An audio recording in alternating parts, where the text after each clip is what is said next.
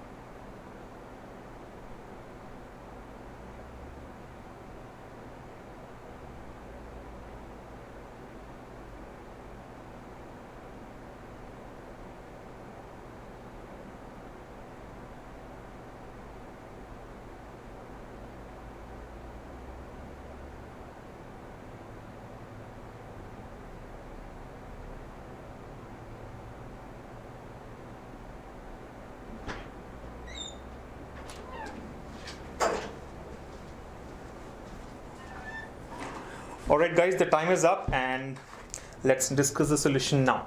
So it says, on selling an article for rupees 800, a person loses 20%. Now in a normal or a traditional question, you would know that the selling price is 800 because he sold it for 800, right? Selling price is 800, loss is 20%, which implies the cost price would be 1000 rupees. Yes or no? Selling price is 800. Loss is 20%. So if the loss is 20%, implies what? Selling price is 80% of the cost price. Selling price will be 80% of the cost price. So if 80% of the cost price is equivalent to 800, can I conclude the cost price is 1000? Yes, very, very basic point. However, in this case, this does not work. In this particular question, this would not work. Why? For the simple reason that he is losing 20% of its selling price. Pay attention to this. Generally, when we talk about percentages while answering questions from profit and loss, all the percentages are with respect to the cost price. Loss is 20%. 20% of what? If it is not specified, take it as cost price. Gain is 18%. 18% of what? Cost price. You're getting it? Discount is, let's say 40%. 40% of what? In case of discount, it is with respect to mark price. 40% of mark price. So if it is not specified, the profit and loss percentages are with respect to cost price. Marked price and discount are with respect to, discount is with respect to mark price. But in this case, very, very specifically, he has mentioned that the person loses 20% of its selling price. 20% of its selling price. So what does it mean? Selling price is 800. That is clear. He sold the article for 800. He lost 20% of his selling price, meaning loss is 20% of the selling price, which is 800. What is 20% of 800? 160. Now, if you see what is cost price, cost price is selling price plus loss. Cost price will be selling price plus loss. Yes or no? I mean, selling price is equal to cost price minus loss, or cost price selling price plus loss. This will come out to be 800 plus 160, 960 rupees. So remember, the cost price is not 1000 as we would have usually done it. The cost price in this case is 960. So pay attention to the wording here, right? He loses 20% of its selling price. Cost price is 960. Now, at what price should he sell it to gain 25% on its cost price? He wants to gain 25% on cost price. The gain is 25%. Of what? Of cost price. 25% of cost price is 25% of 960, which is 240. That's it. So at what price should he sell? What is the selling price? Selling price is equal to cost price plus gain. Cost price plus profit. Costing is 960, profit is 240. So answer should be 1200. 960 plus 240 is 1200, which is option 4 in this case. Alright? Most of you or many of us may end up marking 1250 as answer. 1250 is answer. But remember, 1250 is wrong or would be wrong in this case. For a simple reason that the loss of 20% given there is not on cost price. It is on selling price. So calculate it carefully and then mark the answer. So questions mostly are easy, sometimes can be tricky like this ones, right? And the best or the worst part is the most probable wrong answer that we all may get is one of the options. 1250 is there in the options. So it's highly likely that we end up marking option C as the answer, 1250. The correct answer is 1200. So pay attention while you're reading these questions. All right? I hope all of you have understood this.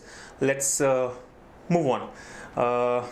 Like I've told you, questions are from different topics: arithmetic aptitude, like profit and loss, simple and compound interest, time and work, time and distance, percentages, partnership, etc. Then there are questions on geometry, questions on trigonometry, questions on algebra, and various other things that you can think of. So let's take up the next one. Now this is from compound interest. See what it says. What will be the compound interest nearest to rupee 1 on a sum of 25,000 for 2 years at 12% per annum if the interest is compounded 8 monthly? Now that's an interesting one. Compounding is happening 8 monthly. See, usually we have a 6 monthly compounding. We have a 6 monthly compounding or a 3 monthly compounding, meaning half yearly or quarterly, or sometimes 24 months. The compounding happens every 24 months. So biannually compounding. But in this case, it's a 8 monthly compounding. What does it mean? You calculate the interest for the 8 months, then compound that to the principal value. You get a new principal. On this new principal, again you find out the interest for 8 months, the next 8 months, and then compound it to the new principal. So you get a newer principal and so on, right? So instead of doing it every 6 months, you do it every 8 months, which is not typical of a compounding process. But then let's see, how do we get the answer to this one? So what will be the compound interest on, and now this nearest to rupee 1 here indicates you have to do an approximation. If you're getting some decimal value, take it nearest to rupee 1. The sum is 25,000 rupees, time period is 2 years, and the rate is 12% per annum. If the compounding is done 8 monthly, let's see how many of you get the answer right. You have, now since this is a different type of question, you have a minute for this. See if you get the right answer.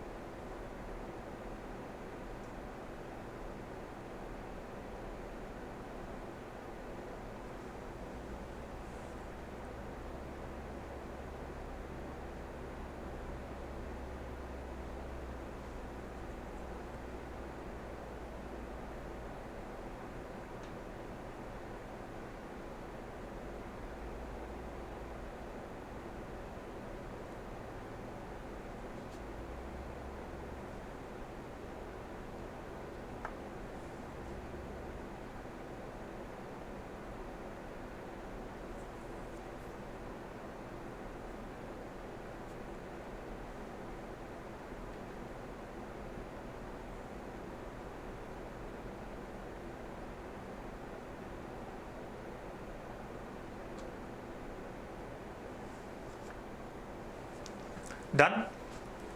Alright, I think I've given you enough time to try this out. Let's take this up. So like we have discussed, it's a compounding interest, but the compounding is done 8 monthly. Generally the compounding is done on a yearly basis. This time it's being done 8 monthly, after every 8 months. Now, what does it say? The principal amount is 25,000. So principal is 25,000. The time period is 2 years, right? And the rate of interest is 12% per annum. This is the values given to you. You have to find out the compound interest. If it is a regular compound interest case, it's very easy to do. You can use the effective percentage formula. You know that compound interest can be considered as effective percentage of the rate of interest for 2 years. So we can say A plus B plus AB by 100%, where A and B are the rates of interest for the first year and second year, right? This is the shortcut that we use for working on compound interest. I'm sure all of you have seen our videos and learned this special technique already. However, in this case, now this can be done easily if it is a regular process. Here it's a 8 monthly compounding. So what happens in case of 8 monthly compounding? Again, never try to learn shortcut formulae unnecessarily, and understand the crux of the method, right? The process. What happens behind the shortcut formula. So if you have followed our half-yearly compounding problems or quarterly compounding problems, you would know that if it is a 6 monthly compounding, what happens? In case of 6 monthly compounding, if the period is 1 year, time period is 1 year, the interest is calculated twice, right? After 6 months and after 12 months. So we say there are 2 periods, 2 instances. So time is taken as 2. 2 6 months basically. In 1 year, there are 2 6 months. So we say time as 2, not as 1 year. Likewise, let's say if the time period is 3 years, total time period is 3 years, but if it's a half-yearly compounding, what do? In 3 years, you get 6 half years. So the T that you use in the formula or in your shortcut method should be 6, because 3 years has got 6 half years. Likewise, let's say if the time period is 2 years, but if it is a quarterly compounding, quarter is 3 months. So in 1 year, you get 4 quarters. In 2 years, you would get 8 quarters. So if the time period is 2 years, but if it is a quarterly compounding, we will use the time as 8, because there are 8 times that the compounding would happen. That's the logic. And this is what is more important than any shortcut formula. So you should know this. Only if you know this 8 monthly compounding, 9 monthly compounding, 7 monthly compounding, all that can be handled easily. That's one. The other thing is rate of interest. How do you deal with rate of interest? Rate of interest is, let's say, 10% per annum per year. So if it is half yearly compounding, it will be 5% per half year. For 1 year, if it is 10%, for half year, it will be 6%. Rate of interest is, let's say, 14% per annum. And the case is quarterly compounding. So 14% for 1 year. And if it is quarterly compounding, how do you take? 3.5%. Because 1 year is 14. 1 quarter is 1/4 of a year. So 1/4 of 14 is 3.5%. As simple as that. So depending on the rate at which you are compounding, depending on the frequency at which you are compounding, you can find out the actual value of T to be used and the actual rate of interest to be used, right? So apply the same logic here to find out what is the T and what is the R that we need to use in the calculation. So what happens? P remains P. Same 25,000, there is no change. So P is 25,000. The time period is 2 years. 2 years is 24 months. Yes or no? This is 24 months. But in 24 months, how many 8 months do we get? 3 8 months. So I can say time is 3. You understand? 2 years has become 3 8 months. Getting the point? 2 years is equivalent to 3 8 months. 3 times of 8 months, right? So 3. Time that we use should be 3. 24 months divided by 8 months, we get 3 instances. So 3 times the compounding will happen at the end of 8th month, at the end of 16th month, and then at the end of 24th month, right? Likewise, rate of interest, very simple. The rate of interest is 12% per annum. So if it is 12% per year, meaning 12% for 12 months. So for 8 months, it will be 8%. 8% per 8 months. For every 8 months, you'll get 8%. That's it. So now, if you see, the question boils down to a simple case. Principal is 25,000. Time period is 3. Whether it is 8 months or 1 year or 6 months, doesn't matter. Time period is 3 and the rate of interest is 8. So 25,000, 3 and 8. Using this, find out the CI. What is the compound interest? You know the formula for compound interest. Formula for compound interest is what? P into 1 plus R by 100 whole to the power of T minus P. Or if we take P common, P times of 1 plus R by 100 whole power T minus 1. That's the formula. So if you are used to using the formula, substitute the values. You know P, T and R. 25,000, 3 and 8.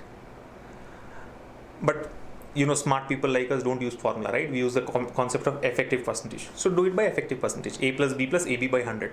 It's just that A plus B plus AB by 100 has to be used twice. Why should it be used twice? Because there are 3 periods, right? So on the first 2 periods, you apply A plus B plus AB by 100, get the effective. On this effective and the third period, again apply A plus B plus AB by 100 and get the overall effective percentage, which is the overall compound interest in terms of percentage. If you're not able to follow what I'm telling you now, go back to the basic videos of compound interest where you have discussed this in detail. Trust me, if you solve about 10 questions, just 10 questions on compound interest using effective percentage, you will start loving this method. And more than anything else, it is the easiest way of solving questions on CA. Who would substitute values in the formula? I mean, whole power 3 is ugly to solve, right? I mean, you don't want to do that. I mean, I definitely don't want to do that. So go by effective percentage, the values are there with you. Calculation is your lookout. I can't help you with calculation. I've been telling from day one. The faster you do your calculations, the better your scores will be. So if you're struggling with calculation, you need to solve that problem on priority. Yeah. Let me quickly give you the working here that has to go in, right? So we have 8% 3 times. 8%, 8%, 8%. 8% for 3 instances. So apply A plus B plus AB by 100 here. What do you get? 8 plus 8 plus. You don't have to write this on paper. You know that it will be 16.64. I'm just explaining it to you. So this will be 16.64. 16.64%, right? So on this 16.64% and 8%, again apply A plus B plus AB by 100. So it is going to be 16.64 plus 8. This is the formula that we are applying. A plus B plus AB by 100, where A is the first percentage, B is the second percentage. In the first case, the first and second A and B both were 8 and 8. So we got this. Now A is 16.64, B is 8. So 16.64 plus 8 plus 16.64 into 8 by 100. So this would give you what? 16.64 plus 8 is 24.64. Now you have to do this calculation. 16, I mean, if I do an approximate calculation, this is like 8 into 1, 8 into 12.5. Then this is like 4 into 3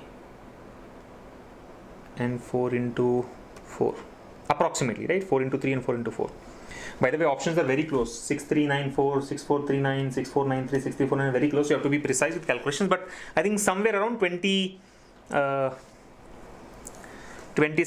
I mean, it will come out to be, this will come out to be 1.33, right? 4 by 3 is 1.33.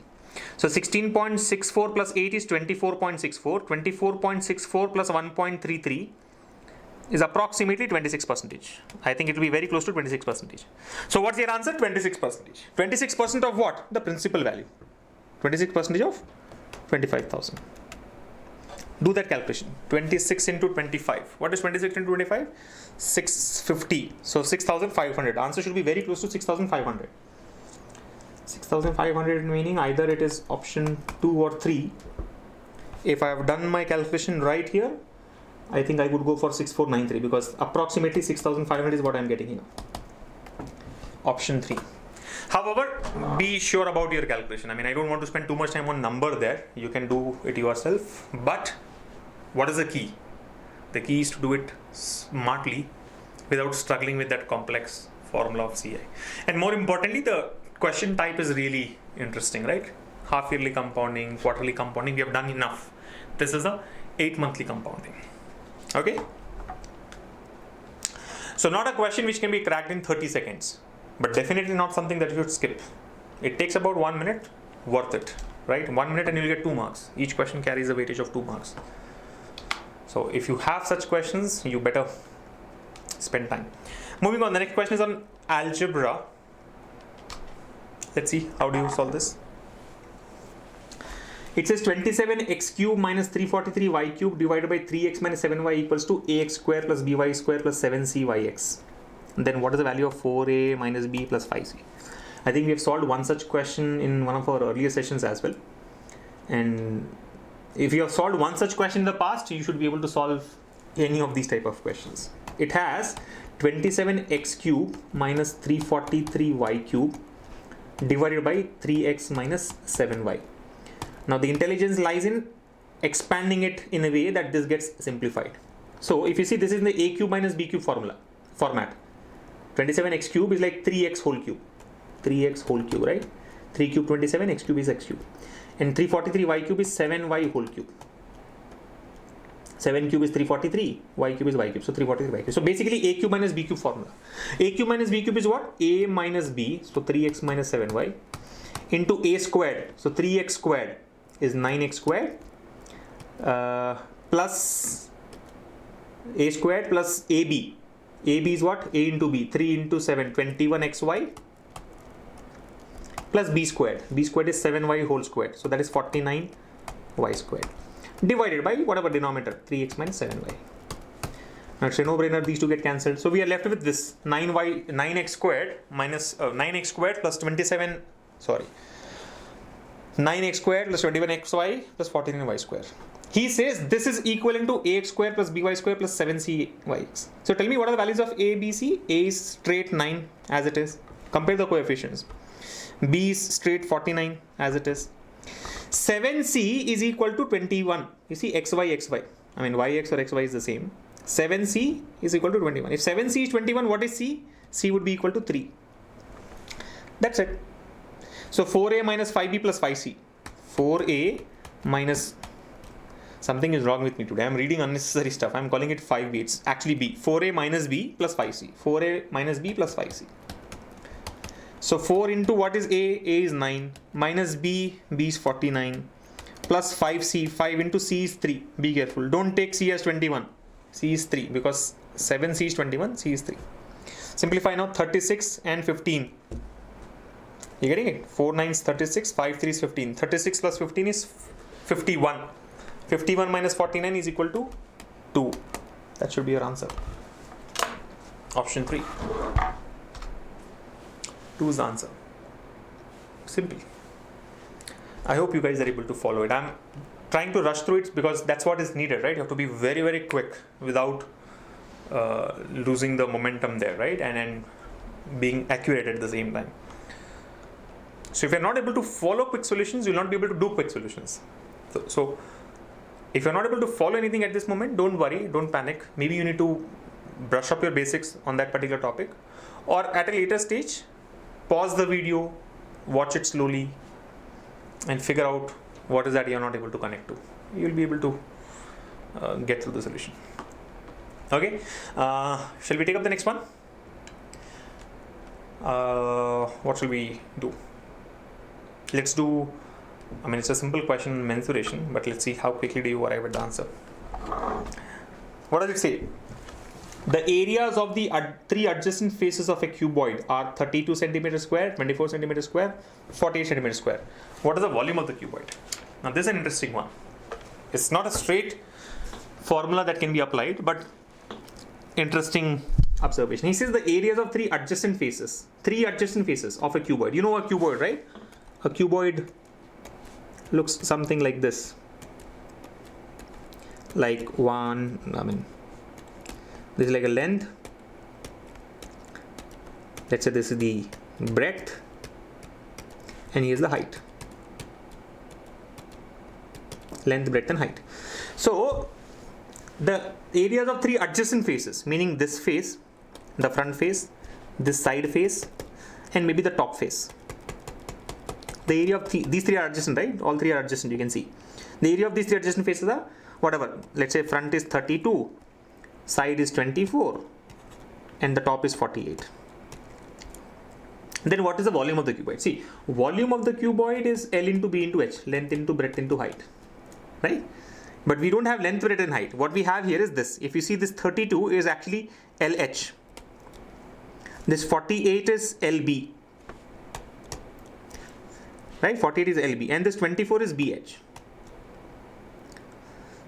So basically, if I multiply all 48, 32, and 24, what do I get? 48 into 32 into 24 is actually, it's like this, LB into BH into LH in whatever order. But this, if you see, can be simplified as L squared, B squared, H squared. So it is like LBH whole squared. And LBH is what we need, the volume squared.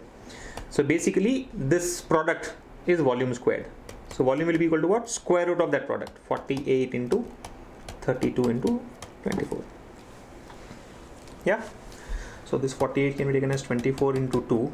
So under root 24 and 24 will give 124 outside. And under root 2 into 32. 2 into 30 is 64. Square root of 64 is 8. So volume will be 24 into 8. You're getting it? Don't waste your life in solving this product first. 48 times 32 times 24 and then taking the square root of that. That's a crime. Factorize it in a way that you can get the output easily, right? 48 is 24 into 2. Why am I taking it as 24 into 2? Why not 12 into 4? Because 12 into 4 does not help. If I have 124 with an existing 24, it becomes 24 squared. 24 squared under root is 24. Then balance is what? 32 times 2, which is 64. 64 under root is 8. So 24 into 8. What is 24 into 8? 240 minus 48, which is 192. 192 centimeter cube units. So 192 centimeter cube, option 1 is the answer. Now it is possible that some of you know a shortcut for this question. Shortcut is square root of area of square root of the product of the adjacent sides. But why do you want to learn that shortcut by heart? This space is required and then you have to recall it at the right time, which is unlikely, right? You don't get the right formula at the right time most of the times when you're working under pressure in an exam. So don't just depend on shortcut formulae. Understand what happens behind that. Why are we taking square root of the product of the three sides? Because that's the working behind that, right? Whatever you've seen it. So if you know what happens behind the formula, if you go one step behind and have a higher view, a bird's eye view or a cockpit view of what actually is happening there, instead of just diving deep into the shortcut formula, it becomes easier. Yeah. So 192 centimeter cube, option 1 is the answer to this question, and I'm sure it's an easy one to crack. Yeah. Next question. Let's try the next one from trigonometry, and it's on your screens now. This is on trigonometry. What does it say? The value of theta when cube root of cos theta plus sin theta is equal to 1. What is the value of theta when cube root of cos theta?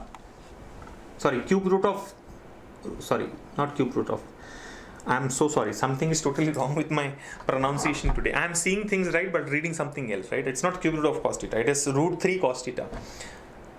But I hope you're able to follow, right? Root 3 cos theta plus sin theta is 1. What is the value of theta?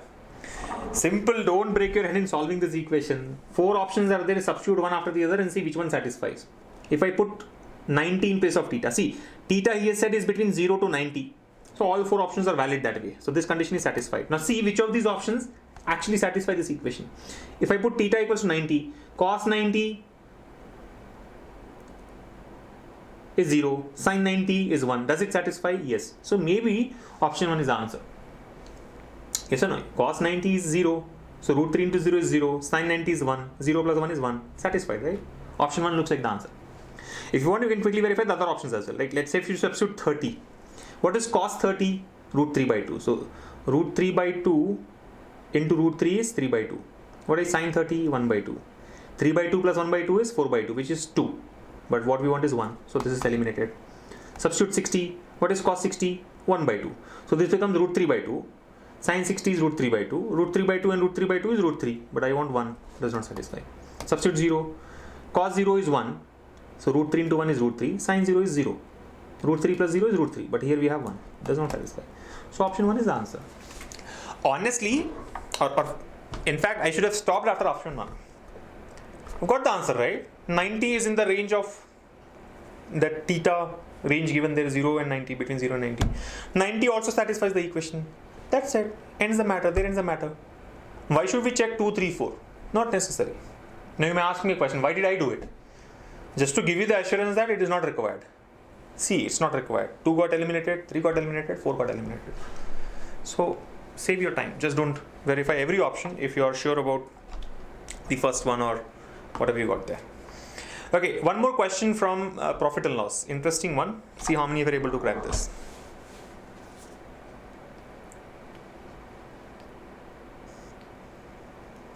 Try this.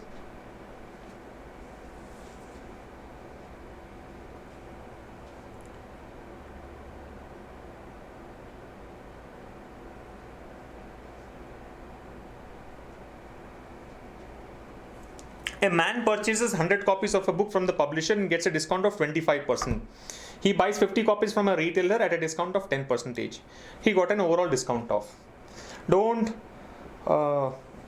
try to make it complex by using variables, etc. Let's assume the cost of the book is 100 rupees.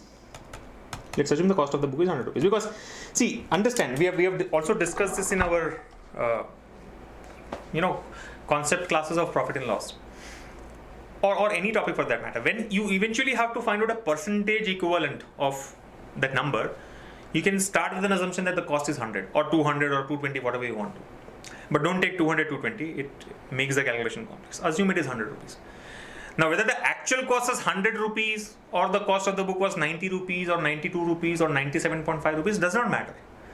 Because eventually we are going to measure a percentage. And percentage is per 100 out of every 100. So you don't really have to worry about what the original cost must have been. So don't question me. How do you know the cost of the book is 100 rupees? I don't know. But it doesn't matter. So I'll take it as 100. I can take it as 90 also and still get the same answer. But by taking 90, my life gets a little complex. I have to deal with unnecessary tedious calculation. So take it as 100, simple, solve for it and get the percentage. So here we go. What does it say? A man purchases 100 copies of a book from a publisher and gets a discount of 25%. So he has bought 100 copies, but he got a discount of 25%. Meaning, how much does he have to pay? Only 75%. Discount of 25% means what? He is paying 75%. 75% of what? 100 rupees. For how many copies? 100 copies. Plus, this is one transaction. The other transaction, he bought 50 copies from a retailer at a discount of 10%.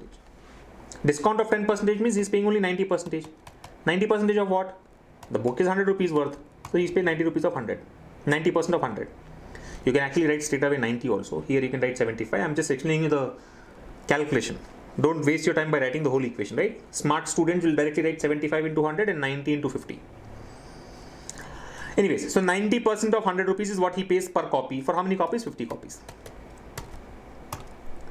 He got an overall discount of what percentage is the question here. So first of all, how much did he pay overall? What did he pay? This is 75 into 100, 90 into 50. 75 into 100 is 7,500. 90 into 50 is 4,500, which is equal to 12,000 rupees. But actually, how much should he should have paid? See, he bought 100 copies from one guy, 50 copies from the other guy. So he has bought 150 copies. And each copy costs 100 rupees. So he should have paid 15,000 rupees. But instead of paying 15,000, he paid only 12,000. So he got a discount of how much? 3,000 rupees. Discount, overall discount. Overall discount. Don't write this in the exam. These two words that I'm writing here takes 5 seconds. Overall discount. With underline, it takes 1 more second. Don't waste your time, right? This is only for your explanation. On paper, you only put numbers. So you got a discount of how much? 3,000 rupees. On what? On 15,000 rupees. Yes or no? He's got a discount of 3,000 rupees on 15,000 rupees. He had to pay 15,000 rupees because he bought 150 copies at 100 rupees each. But instead of paying 15,000, he paid 7,500 to one guy. He paid 4,500 to the other guy. So 3,000 he saved on a overall value of 15,000. 3,000 by 15,000 is 1 by 5. What is 1 by 5? 1 by 5 is 20%. Option 3 should be the answer. Now shall I tell you something? The same calculation can be done mentally. Don't have to write anything on paper, right? Simple 100 into 75 rupees. 7,500. That's a no-brainer. Then 50 into 90 rupees. 4,500. Simple calculations, right? You can do it on your fingertips. 7,500, 4,500, 12,000. He would have actually paid 15,000. 3,000 rupees saved on 15,000 value. That is 20%. I'm sure there will be a shortcut formula for this question also. But I don't know what that shortcut formula is. What is more important is I don't want to know what that shortcut formula is. Because one more formula I have to save here. It takes memory. Which is also okay. What is not okay is I don't get that formula when I actually need it in the exam. Or I get a slightest of the doubt will make you underconfident, right? So I don't want to have that variable at all. Basic calculation, understanding, apply and get the answer. It can be time consuming if you are poor in your calculation. But you cannot afford to be poor in your calculation. So the point I'm trying to make is work on your numerical skills. You have to be very, very quick and sharp on your calculations. Okay, let's take up the next one. I think what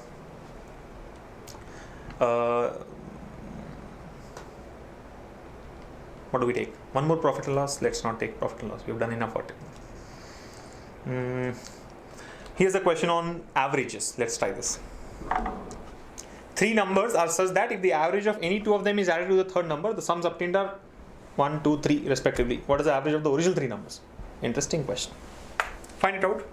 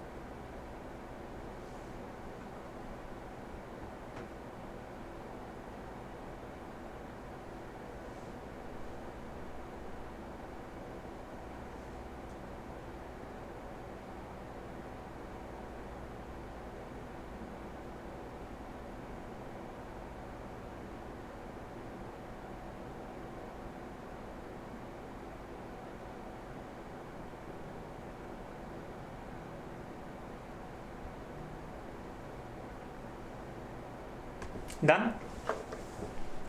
87 is what somebody says. Let's quickly verify this now.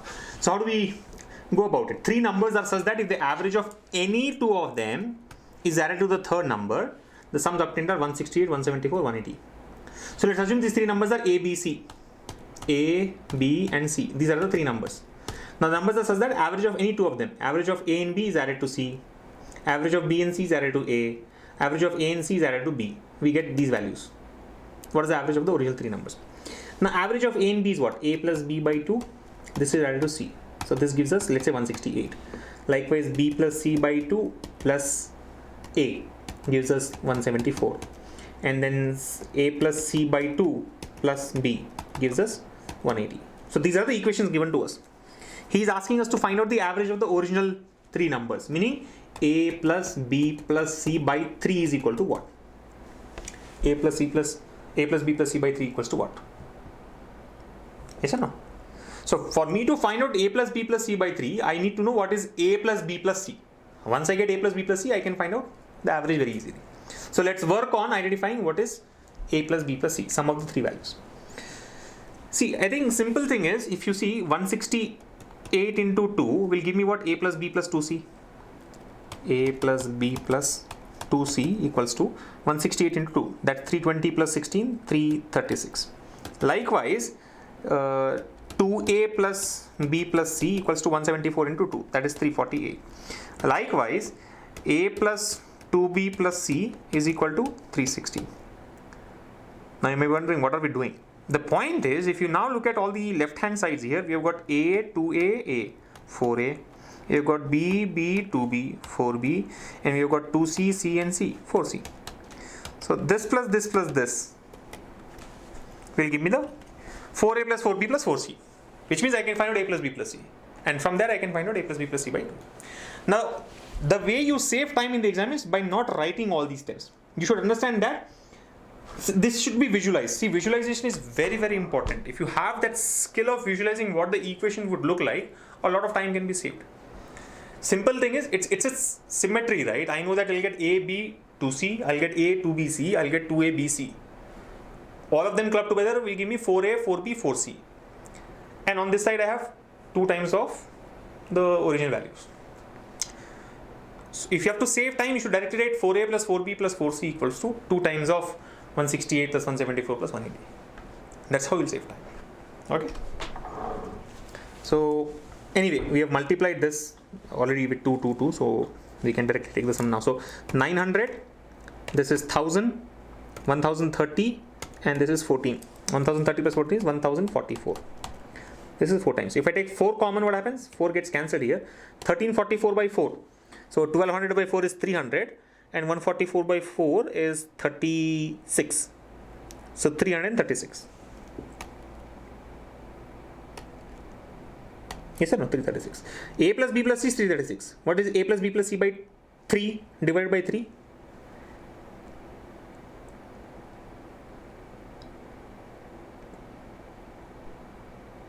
$112, which is not there in the option. So something is wrong in the calculation. Okay, find out where do we go wrong. 4A, 4B, 4C. Did I goof up in the calculations here somewhere?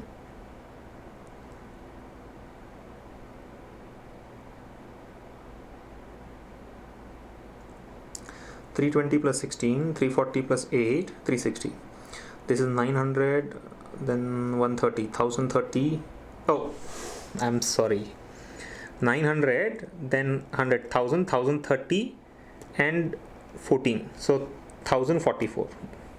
That's where I went wrong. 1044 divided by 4. So 1044 by 4 is how much? 250 plus 11, 266. Sorry, 250, 261. 261 by, so A plus B plus C is 261. A plus B plus C by 3 will be 261 by 3, which is 87. Option 2. Yeah, I made a mistake there. Instead of writing 1030, I took it as 1300, which is a lesson. What is a lesson? Be careful. One simple error in the calculation will. The good part is I was lucky that the answer that I got was not there in the options. If that answer is there in the options, I would mark it. Overconfidence, and then I'll go wrong. So check your calculations carefully. Okay. Moving on. Next question on percentages here. See what it says. Income of A is 25% more than that of B, and income of C is 65% less than the sum of incomes of A and B. Income of C is what percentage of income of A and B? Again, percentage less than income of A. So these are all percentages: 28%, 32%, 35%, 37%. So when it is percentages, I can start with the original value as 100. So let's assume income of B is 100. What is income of A? 25% more than B. So A will be 125? Yes. If A is 125, now C is 65% less than the sum of A and B. C is 65% less, meaning C is only 35% of what? 100 plus 125. You getting it? I am starting with B. Let's assume B is 100.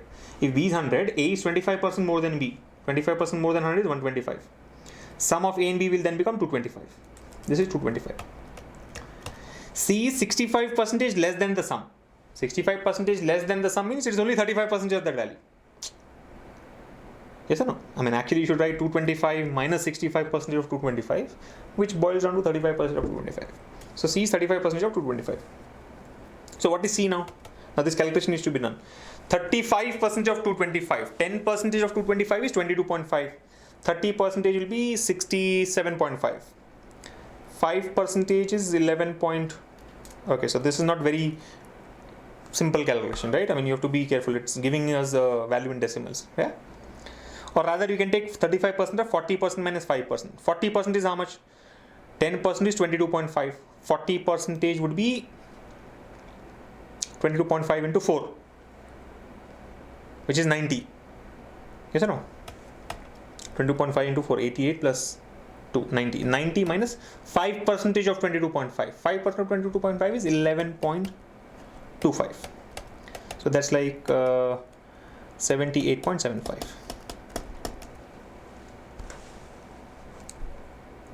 Yeah. So we know A, B and C now. What is he asking? Income of C is what percentage less than income of A? C is this, what percentage less than this? C is what percentage less than 125? C is what percentage less than A? C minus A by A into 100. That's the calculation you need to do. C is what percentage less than A? C minus A by A into 100.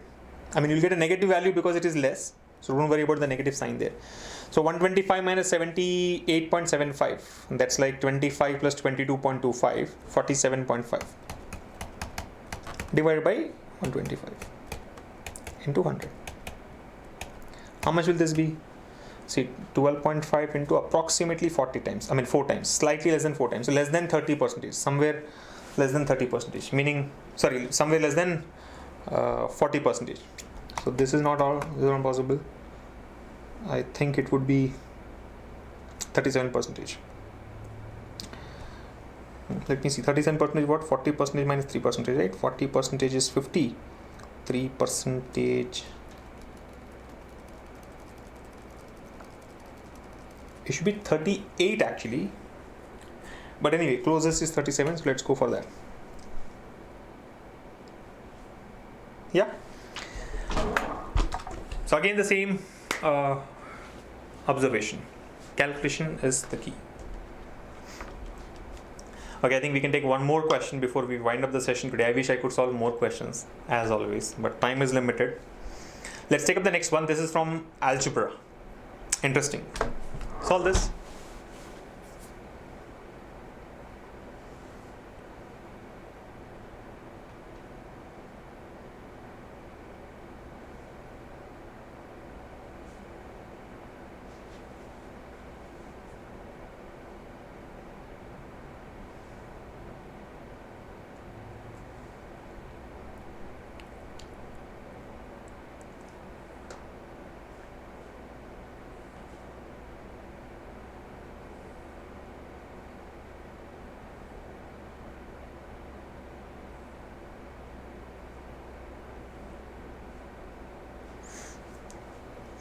Substitution is going to be complex here. It's hard to find out what values would satisfy these two equations, right? It says x plus y is equal to 1 and xy into xy minus 2 equals to 12. So what is the value of x power 4 plus y power 4? Work on that. In the meanwhile, I'll do random substitution to see if I can figure the values of x and y. So it's like a into a minus 2 is 12. 6 into 2.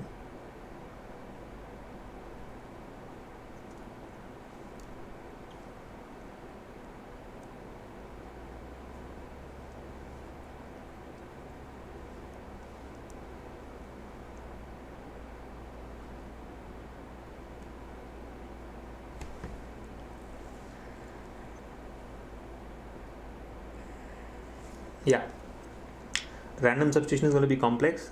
Try and use some expansion of these equations to get to x power 4 plus y power 4. I think let's do this. X plus y whole square is equal to 1 square. X plus y equals to 1, so x plus y whole square equals to 1 square, which implies what? X squared plus y squared plus 2xy equals to 1. This equation, if you see, xy into xy minus 2 equals to 12 actually says as what? X square y square minus 2xy equals to 12. How do I use this? 2xy can be taken as x square y square minus 12. X square y square minus 12.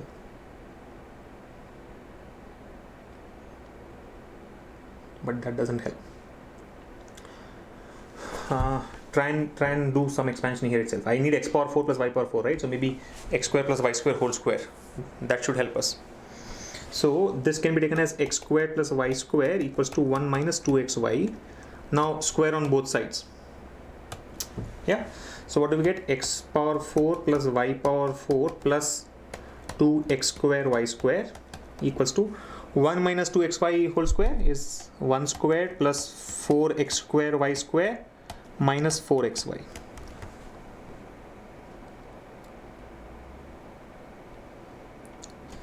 So basically this minus 2x square y square will make it 2x square y square. You getting it? 2x square, 4x square y square minus 2x square y square, 2x square. So x power 4 plus y power 4 equals to 1 square is 1 plus, if I take 2xy common here, I'll get x square y square minus, sorry, if I take just 2 common here, if I take only 2 common here, I'll get x square y square minus 2xy. And that's where I can use this. X square y square minus 2xy is 12. So basically x power 4 plus y power 4 equals to 1 plus 2 into 12, which is 25. I know it looks like a lengthy and ugly solution, but no way out. You have to do that. You can of course cut down a few steps, write the, skip some of the intermediate steps which are easier to visualize than putting everything on paper. So that will save some time, but I think that's the way you proceed with this. If you can figure out what x and y are by some random substitution in the first few seconds, 10-15 seconds, then you're done. But I think that's not so easy. You're going to run into some decimal values, and taking power 4 of a decimal value makes your life miserable. So don't even attempt that in my view. Just know that some expansion, squaring, etc. will help you arrive at the solution. Yeah. Your focus should be on what is needed. Like in this case, you knew that x power 4 plus y power 4 is needed. Now for me to get to x power 4 plus y power 4, I have to square this twice. Because when I square it one time, I'll get x square y square. I mean x square plus y square. When I square that further, I'll get x power 4 plus y power 4. And whatever comes in addition with that squaring can be nullified using the other equation. You should know that. Only then it is possible to arrive at the final value. Okay. So 25 is the answer, option 2, and with this, I think I would like to close it here. More questions are there, of course, in this previous paper that we are trying to solve, but you can do it yourself. The only focus that you should have is, while solving as many questions is important, as many questions as possible, especially from the previous papers, is really useful. Even when you're solving it, have this habit of giving yourself 20 minutes for 25 questions and see how many you're able to solve. Keep a note of that. And then after that, solve the balanced questions to see what could have been done faster, what questions took longer than expected, what kind of questions should have been skipped, etc. Right? So this analysis when you do and keep applying the results or learnings from that to your next attempt of practice, you will see that improvement. Yeah. Alright, so on that note, let me close it here. Thank you all for joining us. I hope to see you all in the next session, and I also hope you invite your friends and others who are preparing for such exams for our upcoming live classes, and also invite them to subscribe to our channel, which has got lots and lots of videos across all the topics that you can think of in these SSC exams as well as bank exams, right? So help others benefit from the content that we have on our channel, and yes, keep practicing. I think that's the only key to success. That's the only shortcut to success. Thank you guys. I'll see you again in the next class, which will be announced through our YouTube channel. Keep practicing and take very good care of yourselves. Bye.